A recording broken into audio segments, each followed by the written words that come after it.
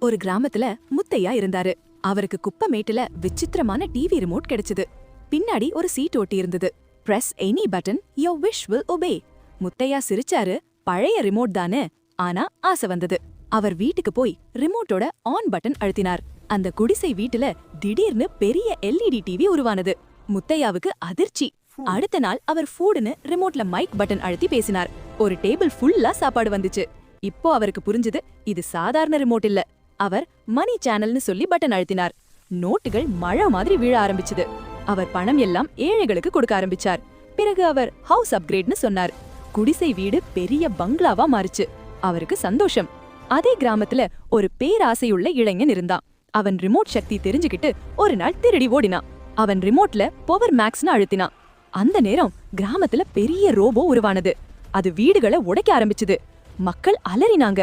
முத்தையா அந்த இளைஞனை ஏமாத்தி ரிமோட்டை திருப்பி வாங்கினார். அவர் ரீசெட் லைஃப்னு சொன்னார். அனைத்தும் நார்மலா மாறிவிட்டது. ரோபோ மறைந்தது. முத்தையா திடீர்னு கேமராவை பார்த்து சொன்னார், நான் ரீசெட் பண்ணிட்டேன். ஆனா நீங்க லைக் அண்ட் சப்ஸ்கிரைப் பண்ணலன்னா நெக்ஸ்ட் எபிசோட்ல பாஸ் பண்ணிடுவேன்.